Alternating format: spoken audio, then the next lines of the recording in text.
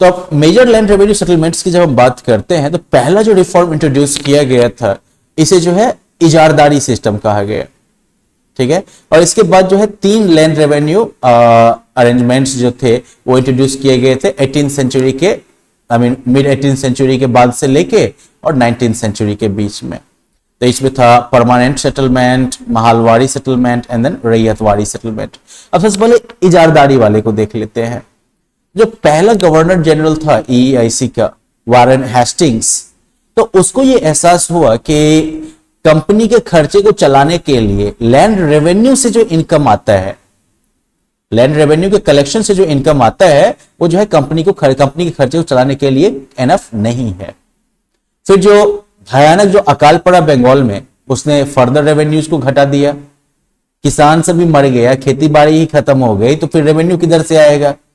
तो Hastings introduced a system by which the right to revenue collection was given to the highest bidder for 5 years। तो Hastings ने system एक introduce किया जिसमें revenue collect करने का अधिकार जो है, जो सबसे अधिक ऊंची बोली लगाता उसको 5 साल के लिए मिलता। पहले एक ही साल था ना, 5 साल के लिए मिलता। तो इस सिस्टम को जो है इजारदारी या फिर रेवेन्यू फार्मिंग सिस्टम कहा गया। And those who were given this right were known as ijaradars, ठीक है। नाउ हाउएवर ये सिस्टम जो है, this system failed because bidding had no link with lands, you can say actual productivity। जमीन की जो उपजाऊपन थी उससे बिडिंग का कोई लिंक ही नहीं था, ठीक है।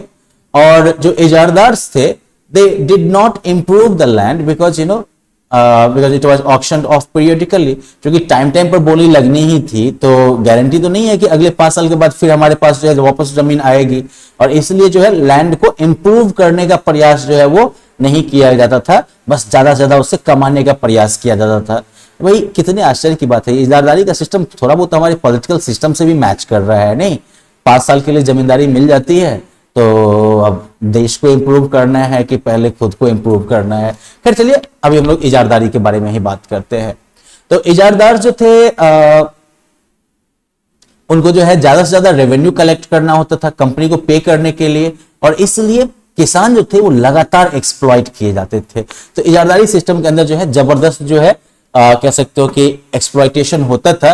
तो इससे पहले भी जो वो कॉन्ट्रैक्ट फार्मिंग वाला सिस्टम था उसी टाइप का जो है कह सकते हो कि रेवेन्यू फार्मिंग वाला जो सिस्टम था इससे पहले का, वैसा ही जो है अभी भी सीन रह गया, इसकी जो कि फेल करना ही था। अब आगे बात करें हम लोग परमानेंट सेटलमेंट की। तो सिस्टम ऑफ परमानेंट सेटलमेंट जो था वो इंट्रोड्यूस किया गया था लॉर्ड कॉर्नवालिस के द्वारा। तो it covered Bengal, Bihar, Orissa and then Banaras division of UP. मोटा मोटी 19% ऑफ द ब्रिटिश टेरिटरी जो थी वो परमानेंट सेटलमेंट के अंदर आई। इस सिस्टम के अंदर क्या होना था कि लैंड ऑनर्स और zamindars acquired hereditary rights over land. जमीन का मालिक या जमींदार जो है उसे जमीन के ऊपर खानदानी जो है वंशानुगत जो है अधिकार मिल जाता, मतलब बाप के बाद बेटा का होना था इस तरह से। Farmers were reduced to the status of tenants and they lost the right to use the pastures, forest lands, irrigation canals and fishing ponds. किसान जो थे उनको जो है टेनेंट बना दिया गया, मतलब कि वो किराएदार टाइप के बन गए, और जो पास्चर वगैरह था, मतलब जो खुला जो घास का मैदान सब था, जंगल का जमीन था, वो इरिगेशन के लिए जो कैनाल वगैरह सब बना हुआ था या फिर मछली मारने के लिए तालाब सब जो था, उस सब पर जो है किसान का अधिकार जो है वो खत्म हो गया। ठीक है, जमीन पर ही उसका अधिकार, और जमीन में भी क्या होना है, वही भाड़ा देके, रेंट देके। Now, zamindars had to pay a fixed amount of land revenue every year to the company, even under adverse conditions. जमींदार जो थे उनको एक फिक्स अमाउंट जो है लैंड रेवेन्यू के तौर पर हर एक साल कंपनी को पे करना पड़ता था, प्रतिकूल परिस्थितियों में भी। मतलब अगर सूखा पड़ गया, अकाल पड़ गया, कुछ भी हो गया, कोई फर्क नहीं पड़ता है, उनको वो फिक्स्ड रेवेन्यू देना ही देना था। If they fail to pay, their land was auctioned off. Okay, अगर जमींदार अगर वो नहीं भर पाया रेवेन्यू, तो जमींदार की जमीन जो है वो नीलाम कर दी जाएगी। ये लो बात भाई, तो जमींदार साहब भी सुरक्षित नहीं थे। Whatever remained with the जमींदार after paying the revenue was his profit। ठीक है, किसानों से वसूली करने के बाद जो कुछ भी कंपनी को पे करने के बाद जो कुछ भी बच गया टोटल रेवेन्यू का, वो जमींदार का प्रॉफिट हो गया। और इनिशियली 89% जितना भी रेवेन्यू कलेक्ट किया जाता था उसका 89% जो है वो कंपनी को हैंड ओवर किया जाता था और 11% जो है वो जमींदार के साथ रहता था। Land revenue was fixed permanently for 10 years at रफली 50% ऑफ द टोटल प्रोड्यूस। भयानक है ना।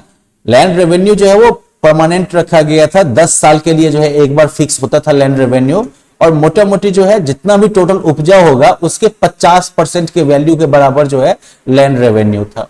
मतलब अभी के बटाईदारी से भी जो है खतरनाक सिचुएशन है ये। चलो मेहताब चंद साहब है बर्दवान के जमींदार, है ना, मस्त माल कमाते होंगे ये भी। खैर, the advantages of this system to the company को इस सिस्टम का क्या फायदा था?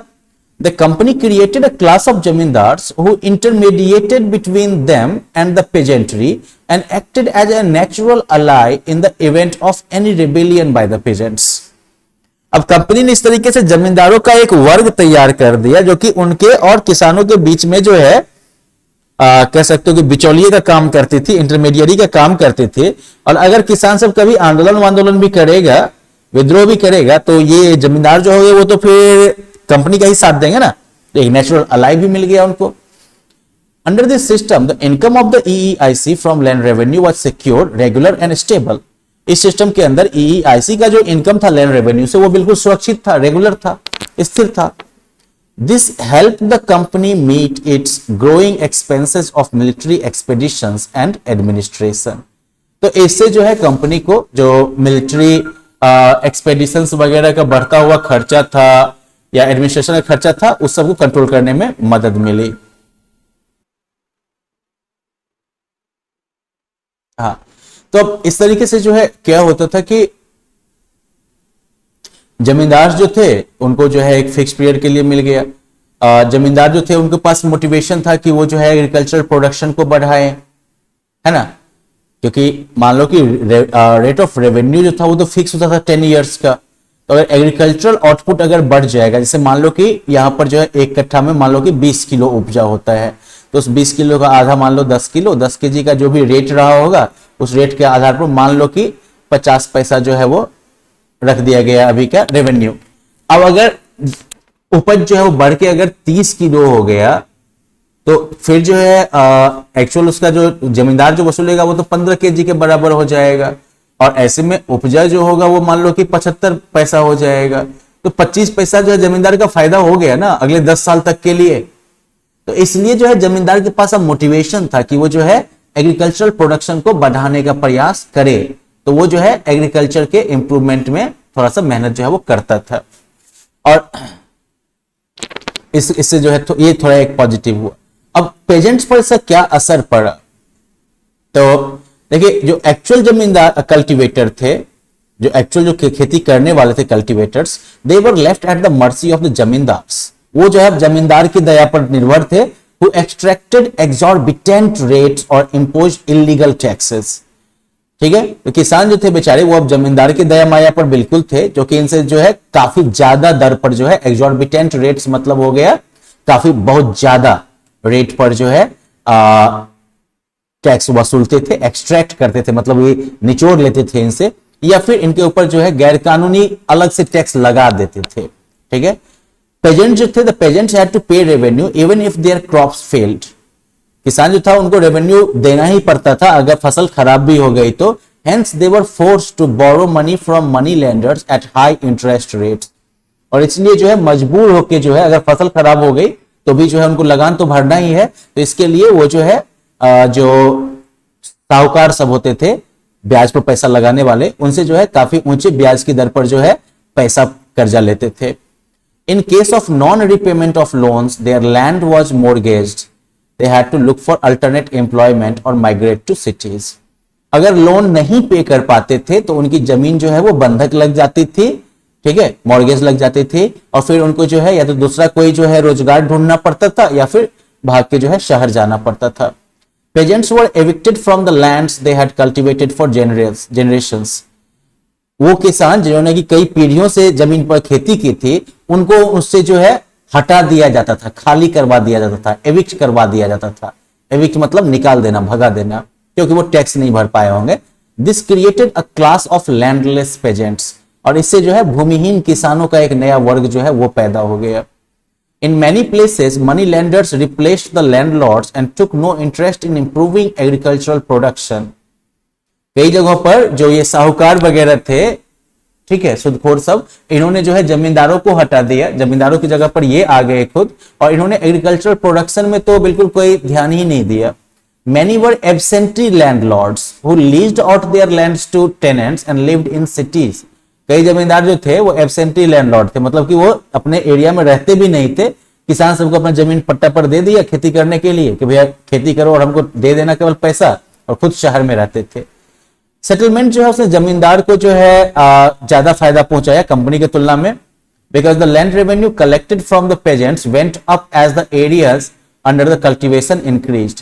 क्योंकि लैंड रेवेन्यू जो किसानों से वसूला जाता था वो बढ़ जाता था, बढ़ता जा रहा था, क्योंकि जो खेती की जाने वाला जो एरिया था वो बढ़ रहा था।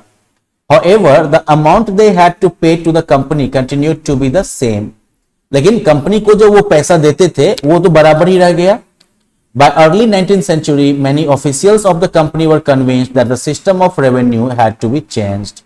19th century तक कंपनी के कई ऑफिशियल्स जो थे उनको ये भरोसा हो गया कि रेवेन्यू का सिस्टम जो है वो बदलना है। और इसके बाद जो है कहानी आएगी महलवाड़ी सिस्टम पे। चलिए यहाँ पर एक ब्रेक लेते हैं हम लोग, अगले सेशन में हम लोग जो है महलवाड़ी सिस्टम के बारे में बात करेंगे। Bye bye.